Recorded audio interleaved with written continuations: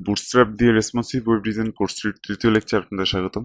গত লেকচারে আমরা শিখেছিলাম যে adding bootstrap to web project. এই লেকচারে আমরা শিখবো যে ফর্মস এবং ইনপুটস। তো শুরু করা যাক।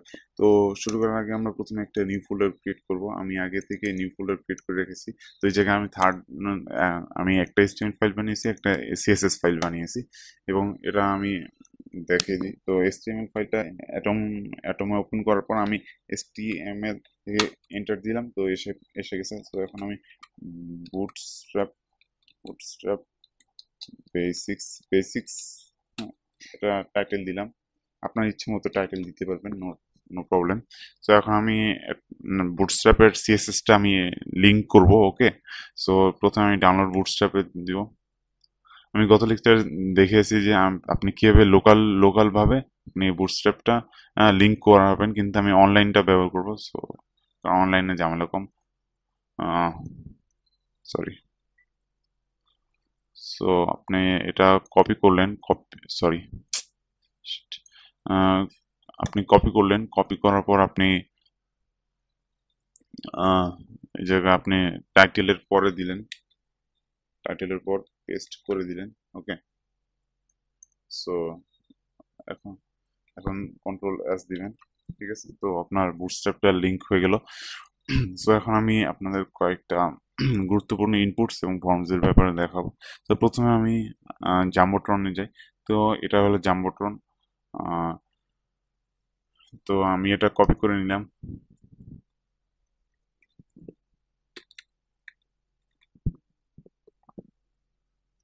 আমি একটা কাজ করি, আমি এই জায়গায় যে গ্যাপগুলো,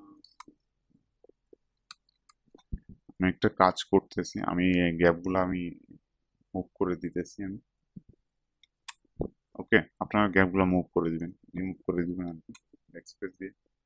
ওকে, তো এখন কন্ট্রোল S দিচ্ছি আমি। তো এখন আমি যদি রিলোড দেই, দেখতে পাচ্ছেন খুব সুন্দর একটা জাম্বোট্রন ক্রিয়েট হয়ে গেছে এরকম। কিন্তু আমাদের এই জায়গায় কিন্তু প্যারাগ্রাফটা কিন্তু দেই নাই। এই জায়গায় আপনারা দেখতে পাচ্ছেন প্যারাগ্রাফ ট্যাগের মধ্যে এই জায়গায় তারা ডট ডট ব্যবহার করেছে। So আমি ডট ডটটা রিমুভ করে দিলাম। ওকে,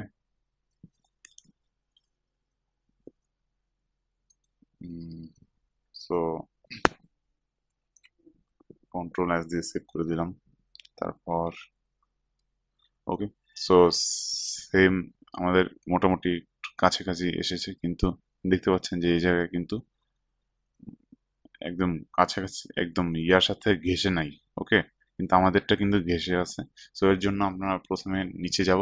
তো নিচে আমরা লেখা দেখতে পাবো যে to make the jumbotron full width and without corners, place it outside all dot containers and add within. Okay, তার মানে আপনি যদি এরকম করতে চান তাহলে আপনাকে এটা একটা ডিভের মধ্যে রাখতে হবে। ডিভটার নাম হবে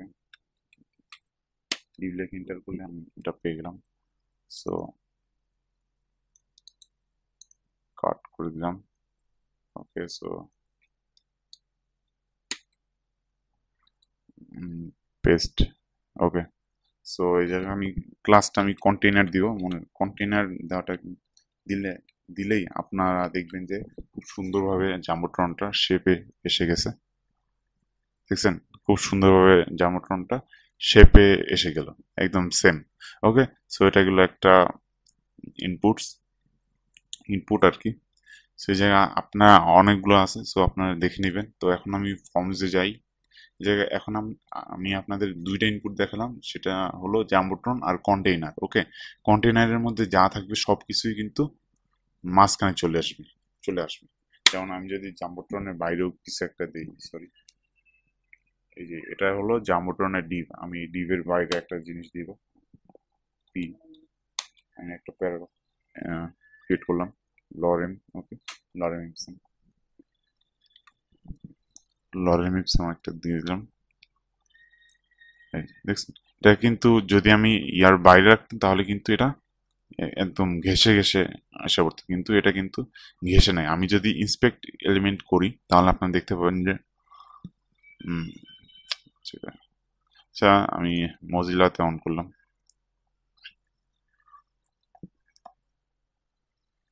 ওকে, সো আমি লিঙ্কটা দিয়ে দিলাম paste and go.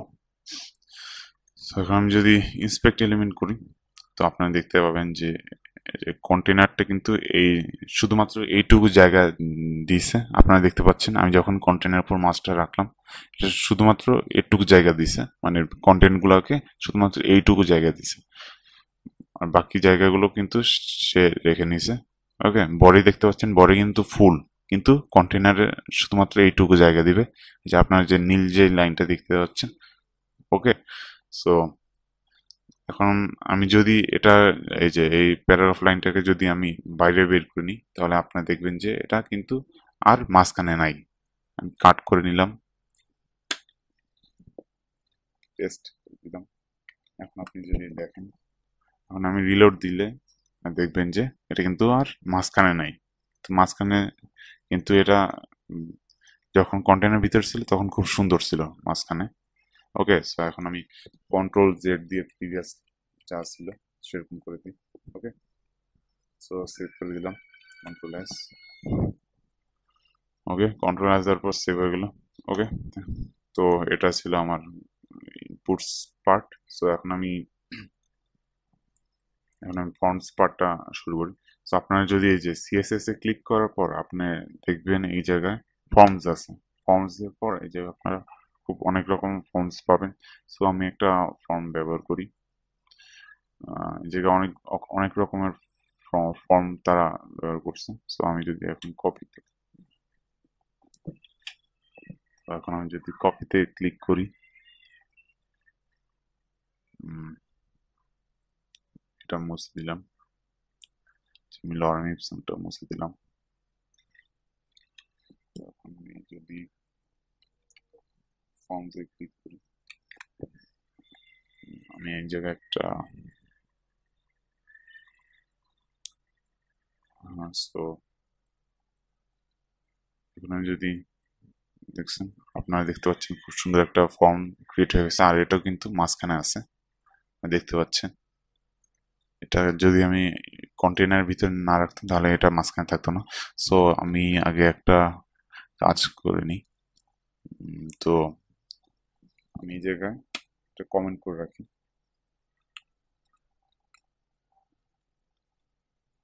So form part,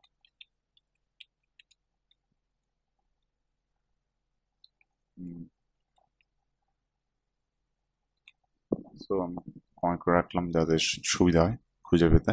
okay, so এখন আমি যদি রিলোড করি, তো আপনারা দেখতে পাবেন যে এই জায়গায় চুজ ফাইল, কিন্তু এটা তো দরকার নাই। ওকে, সো এটা আমরা রিমুভ করে দিব। তো আমরা আগে আপনার এক্সপেরিমেন্ট করতে হবে একটু। আমরা আগে কন্ট্রোল এফ দিয়ে সার্চ করলাম ফাইল ইনপুট। ওকে, সো এটুকু হলো ফাইল ইনপুট সেকশন। তো আমি কন্ট্রোল এস দিয়ে সেভ করে দিলাম। এখন আপনারা দেখুন এই যে নাই, আমার ফাইল ইনপুটের অপশনটা কিন্তু নাই। কিন্তু আমি যদি কন্ট্রোল জেড দিই, তাহলে দেখবেন যে এসে পড়েছে। আমি যদি এখন কন্ট্রোল এস দিয়ে সেভ করে দিই, তাহলে এখন আমি রিলোড করব, আবার চুজ ফাইল অপশনটা এসে গেছে। আমি এটা কিভাবে বুঝলাম যে এটা এই ডিপটা হলো যে ফাইল ইনপুটের ডিপ, এর কারণ হলো এই জায়গায় লেখা যে ফাইল ইনপুট। ওকে, সো আমি এটা কন্ট্রোল এফ দিয়ে সার্চ করলাম, আমি ফাইল লিখে সার্চ করার পরে যে এটা এসে গেছে। তো এখন আমি ডিভে ক্লিক করলাম, পরে এই জায়গায় ডিভের নিচে আপনারা দেখতে পাচ্ছেন একটা ব্লু একটা আন্ডারলাইন হয়ে গেছে, আবার এই ডিভের নিচেও কিন্তু ব্লু একটা আন্ডারলাইন হয়ে গেছে। তার মানে এই ডিভের শুরু এই জায়গায় এবং শেষ এই জায়গায়। সো আমি এটা রিমুভ করে দেব। এবার কন্ট্রোল এস দিয়ে সেভ। ওকে, নাই, এখন আর নাই। ওকে, সো এইভাবে আপনি চাইলে চেক মি আউটটাও কিন্তু আপনি রিমুভ করে দিতে পারেন। শুধু আপনার সার্চ করতে হবে check, sorry, check check me out. Okay, so আমি এই ডিভে ক্লিক করলাম, তো এই ডিভের শুরুর জায়গায় শেষ এই জায়গায়। সো আমি এটা রিমুভ করে দিলাম, আমার যেহেতু দরকার নাই। ওকে, সো এখন আমি রিলোড দিলে দেখতে পাবেন যে চেক মি আউটটাও কিন্তু ভ্যানিশ হয়ে গেছে। সো জায়গায় একটা সমস্যা হচ্ছে, সেটা হলো যে এই এই ইমেল এবং পাসওয়ার্ড এই দুটো কিন্তু পুরো মানে যতটুকু উইথ তারা পেয়েছে একদম 100% ইউজ করেছে। সো আপনি যদি চান যে এটা মানে 50% ইউজ করুক, তাহলে আপনার গ্রিড সিস্টেমটা শেখা লাগবে। তো গ্রিড সিস্টেমে দেখাবো যে এটা কিভাবে করতে হবে। সো তো আপাতত আমরা একটা ডিপ গ্রিড সিস্টেম ব্যবহার না করে একটা পদ্ধতি ব্যবহার করব। সো ওই পদ্ধতিটা আপনাদের দেখাবো। তো তো এখানে আমি শেষ করছি আমার তৃতীয় lecture, forms and inputs. So পরের লেকচারে আমি দেখাবো ন্যাব বার। সো সাথে থাকবেন। ধন্যবাদ।